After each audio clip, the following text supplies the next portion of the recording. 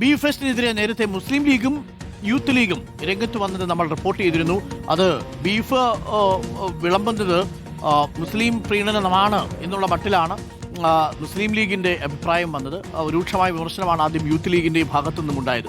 ഇപ്പോഴിതാ ബി ഫെസ്റ്റിനെതിരെ രൂക്ഷ വിമർശനവുമായി യൂത്ത് കോൺഗ്രസും.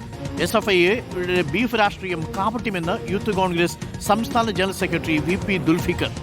PMC പദ്ധതിയിലും വെള്ളാപ്പള്ളിയുടെ വർഗീയ പരാമർശങ്ങളിലും പ്രതികരിക്കാത്തവർ ഇപ്പോൾ സംഘപരിവാറിനെതിരെ ബി ഫെസ്റ്റ് നടത്തുന്നത് രാഷ്ട്രീയ നാടകമാണെന്ന് VP ദുൽഖിഫിൽ കുറ്റപ്പെടുത്തി.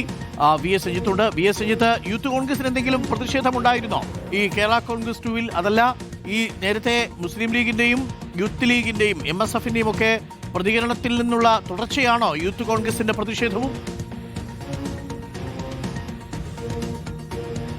തീർച്ചയായിട്ടും ബി ഫെസ്റ്റ് പോലുള്ള പ്രതിഷേധങ്ങൾ നടക്കേണ്ടതുണ്ടോ എന്ന ചർച്ചയിൽ പങ്കെടുത്തുകൊണ്ടുള്ള ഒരു അഭിപ്രായ പ്രകടനമായിട്ട് വേണം നമുക്കതിനെ കണക്കാക്കാൻ. യൂത്ത് കോൺഗ്രസിന്റെ സംസ്ഥാന ജനറൽ സെക്രട്ടറിയും വടകരക്കാരനുമായിട്ടുള്ള VP ദുൽഖിഫിലാണ് ഇപ്പോൾ അതിൽ ബി ഫെസ്റ്റ് ഒരു രാഷ്ട്രീയ കാപട്യമാണ് എന്ന രീതിയിൽ പ്രതികരിക്കുന്നത്. പ്രത്യേകിച്ച് വെള്ളാപ്പള്ളി നടേശൻ വർഗീയമായിട്ടുള്ള പരാമർശങ്ങൾ നടത്തിയപ്പോൾ SFI മൗനം പാലിച്ചു. അതുപോലെ PM ശ്രീ പദ്ധതി പിന്നാമ്പുറത്തൂടെ ഒപ്പിട്ടപ്പോൾ അപ്പോഴും SFIക്ക് മൗനമായിരുന്നു. ഇവിടെ സർവകലാശാലകളിൽ RSS നോമിനിമാരെ വൈസ് ചാൻസലർമാരാക്കിയപ്പോൾ അപ്പോഴും SFI മൗനം പാലിച്ചു. ഇപ്പോൾ സംഘപരിവാറിനെതിരെ ബി ഫെസ്റ്റ് നടത്തുന്നത് കാപട്യമാണ് എന്നുള്ളതാണ് ഇപ്പോൾ VP ദുൽഖിഫിലിന്റെ ഫേസ്ബുക്ക് പോസ്റ്റിൽ പറയുന്നത്.